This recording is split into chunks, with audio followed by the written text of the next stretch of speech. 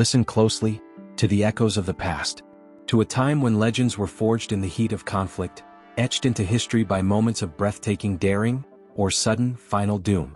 You know the names: Jesse James, Billy the Kid, Wyatt Earp. Figures larger than life. But what about the plan so bold, so reckless, so utterly unprecedented that it guaranteed legendary status? Or instead, a bloody final curtain call for an entire gang?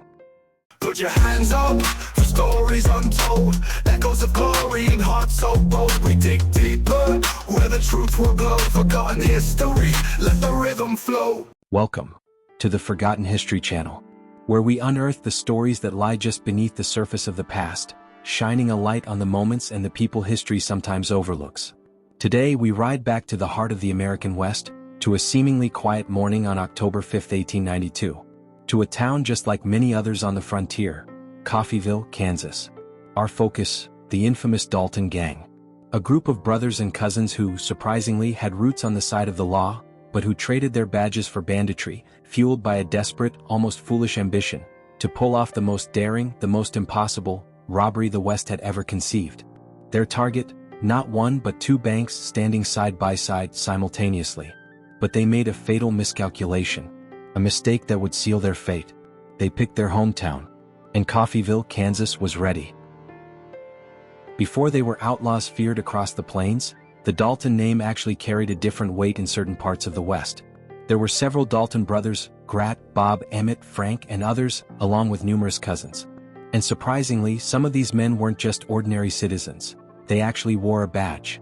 Frank Dalton served as a deputy U.S. Marshal and was tragically killed in the line of duty.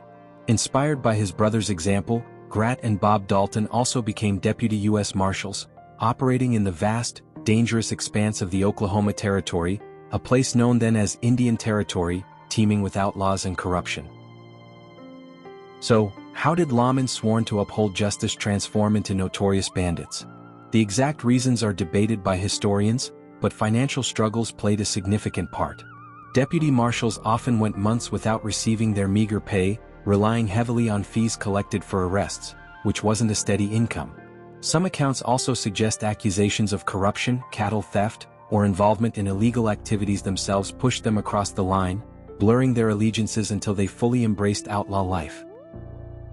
Whatever the catalyst, by around 1890, Grat and Bob had fully committed to banditry and formed their own gang. Their crime of choice? Train robbery. It was lucrative, offered a chance for dramatic action, and quickly built their reputation. They hit several trains across Kansas, Oklahoma, and California, their notoriety growing with each successful heist. But simple robbery wasn't enough for Bob Dalton, the ambitious de facto leader. He openly declared his intention to beat anything Jesse James ever did, a clear reference to Jesse James's infamous, though failed, attempt to rob two banks at once in Northfield, Minnesota years earlier. The Daltons wanted not just money, they craved unmatched fame, a legendary status that would forever mark them as the most daring outlaws in the West. Driven by Bob's burning ambition to eclipse even the infamous Jesse James, the Dalton Gang concocted a plan so audacious, so reckless, it almost defied belief. Their target wasn't a moving train they could ambush out on the open prairie, nor a solitary bank in an isolated, easily controlled town. No, their plan was to strike at not one but two banks. Simultaneously. In broad daylight. And not just any banks, but the two main financial institutions standing right next to each other on the bustling town square of Coffeyville, Kansas. Why pick Coffeyville? A town where Bob, Grat, and Emmett had practically grown up, where they had family, where they were known by face and by name. Their reasoning in hindsight was fatally flawed. They believed that simple disguises, cheap, fake beards and mustaches, combined with their familiarity with the town layout, would render them utterly unrecognizable to the citizens who had watched them grow up. They thought their knowledge of Coffeyville would offer them a crucial advantage, rather than exposing them to immediate, critical detection. It was arguably the most critical mistake they ever made. The date was precisely set, October 5, 1892. A quiet Wednesday morning, chosen perhaps for its routine nature. They planned to ride into town just after the banks opened, hit both the C.M. Condon and Company Bank and the First National Bank within minutes to minimize reaction time, grab all the available cash, and make their escape quickly down a nearby alleyway, later grimly nicknamed Death Alley, to where their horses were hidden outside of town. The plan was stunning in its simplicity, terrifying in its scale, and ultimately tragically misjudged in its execution. Early on the morning of October 5, 1892, under a seemingly innocent Kansas sky, the 6 members of the Dalton Gang, Bob, Grat, and Emmett Dalton, along with Bill Power, Dick Broadwell, and Tim Evans, rode deliberately towards Coffeyville. They had stashed their faster escape horses in a ravine outside of town, planning to make a quick switch after the robbery. As they approached the town limits, they made a last-ditch effort to conceal their notorious identities, adjusting their cheap, fake beards and mustaches, pulling their hats low over their eyes, trying to look like anonymous cowboys. But their disguises were laughably poor, theatrical rather than convincing. And this wasn't just any town, this was their former home. The moment they rode onto the familiar streets of Coffeyville, eyes began to follow them immediately. People who had known Bob, Grat, and Emmett since they were boys saw through the flimsy disguises instantly. "Look, isn't that Bob Dalton? And Grat is with him." Whispers started, quiet at first, then spreading like prairie fire. The sight of known local figures trying not to be recognized, coupled with their purposeful movement towards the town square and the banks, instantly raised a profound, chilling suspicion. The word spread through Coffeyville not in a chaotic, screaming panic that would have given the Outlaws warning, but in a quiet, urgent, almost stunned wave. People left their shops under false pretenses, peered from behind curtains and exchanged nervous, significant glances. The town's livery stable operator, someone who knew the Daltons and their horses well, saw the gang ride past the livery and immediately knew something was terribly wrong. He quickly alerted others, including the town marshal. The citizens of Coffeyville were realizing, with cold dread and rapidly building resolve, that the infamous Dalton Gang was in town, right on their main street, and they weren't there for a social call. Coffeyville was becoming a trap. With alarm beginning to ripple quietly through the town, but before that suspicion could fully coalesce into organized resistance, the Dalton Gang made their decisive move. They split into 2 groups exactly as planned. Grat Dalton, joined by gang members Bill Power and Tim Evans, headed briskly across the town square towards the CM Condon and Company. Simultaneously, Bob Dalton, taking his younger brother Emmett Dalton and Dick Broadwell with him, moved to raid the First National Bank just a few doors down. It was just minutes after 9:30 a.m. The banks were open for business, the unsuspecting employees and any early customers going about their quiet morning routine, completely unaware of the storm about to break. Bursting into the relatively quiet, respectable bank lobbies, the Outlaws immediately drew their weapons, 6 shooters, perhaps even a shotgun or 2, shouting demands in harsh voices. Inside the First National, Bob Dalton, with Emmett and Broadwell backing him, terrorized the staff and a few startled customers, ordering them to lie on the floor while demanding money from the petrified tellers. Across the square in the Condon Bank, Grat Dalton and his men were doing much the same, using threats and intimidation to force compliance. The air in both buildings was thick with fear, the tension palpable, punctuated only by the demands of the bandits and the terrified compliance of the employees handing over cash from the counter drawers. But then a crucial, plan-derailing snag unfolded inside the CM Condon and Company. When Grat Dalton swaggered up and demanded access to the main vault, the cashier, a brave man named Charlie Ball, informed them calmly but firmly that the outer door was on a time lock. It had been set the previous evening and couldn't be opened for another 15 minutes. The Daltons were furious, convinced he was lying to stall them. But Ball insisted, gesturing to the clock mechanism clearly visible on the safe door. Precious, irretrievable minutes began to tick by while Grat Dalton and his men waited impatiently inside the bank, trapped by technology, completely unaware that outside, thanks to the quick actions of the townsfolk, the true deadly trap was already being sprung. While the Daltons were stewing impatiently inside the Condon Bank, delayed by that stubborn time lock and completely oblivious to the escalating situation outside, the quiet alarm that had started with recognition was reaching a critical mass. News spread from person to person with urgent speed. The Daltons are here. They're robbing the banks. In most frontier towns, such news would send citizens scattering for cover, seeking safety in flight. Panic would have been a natural, understandable reaction. But the citizens of Coffeyville didn't flee. They did something truly remarkable, something born of frontier grit, community spirit, and a fierce determination to protect their homes and their livelihoods. They ran, not away from the danger, but directly towards action. Several headed straight for the local hardware stores, Isham Mercantile and Brennan's Hardware, places well stocked with firearms and ammunition. Within minutes, men were grabbing rifles, shotguns and boxes of cartridges right off the shelves, quickly equipping themselves for a fight. Men like City Marshal Charles Connolly and a blacksmith named David Stewart, who would become heroes that day, were among the first to arm themselves. And crucially, these newly armed citizens didn't act as an unorganized mob. Led by Marshal Connolly and other brave individuals, groups quickly formed with a shared understanding of the gang's likely movements. They knew the Daltons' planned escape route, the narrow alleyway running between the banks and the adjacent buildings, a quick shortcut to where their horses were hidden outside of town.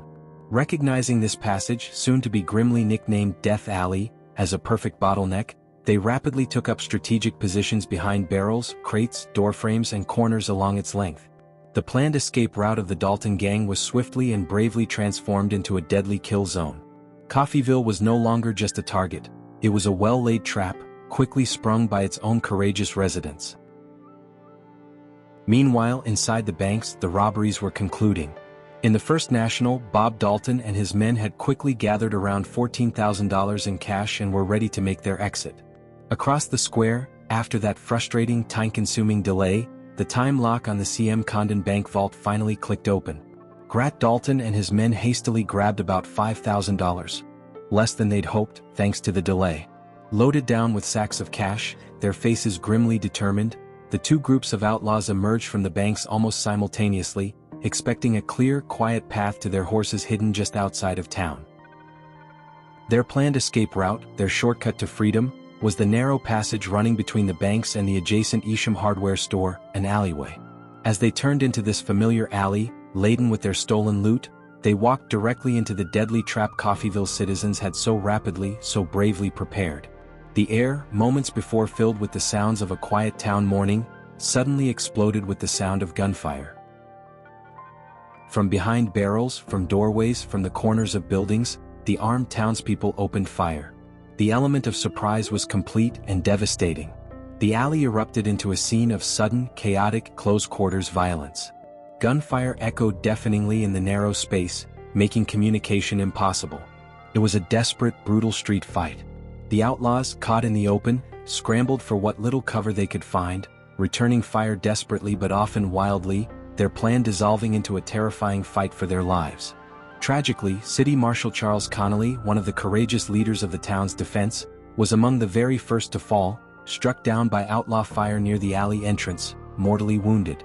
But the citizens held their ground. Their aim, born perhaps of necessity, desperation and intimate knowledge of their surroundings, was surprisingly accurate under pressure. Grat Dalton was shot multiple times and went down. Bill Power fell next, collapsing in the alley dust.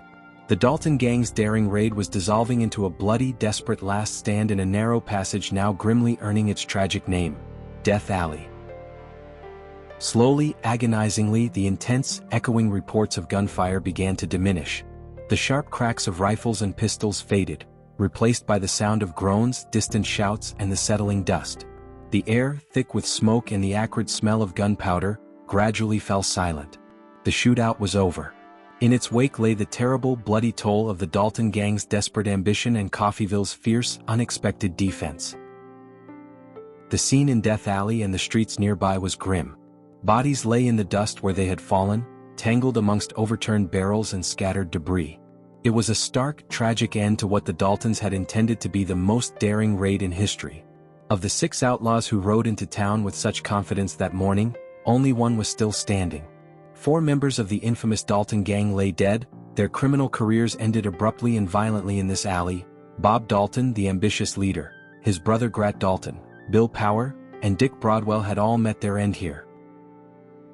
Emmett Dalton, Bob's younger brother and the 6th member of the gang, though shot multiple times and severely wounded, had miraculously survived the inferno in the alley. He was found alive amidst the fallen, bleeding but conscious, and quickly apprehended by the surviving armed citizens. The Dalton Gang, as a raiding force, was decisively broken. But the victory, however decisive, came at a heavy cost for the town of Coffeyville. 4 courageous citizens who had stepped up to defend their community with remarkable bravery were also killed in the fight. City Marshal Charles T. Connolly, who organized much of the defense, and citizens Lucius Baldwin, George Cubine, and Charles Brown. Several others were wounded.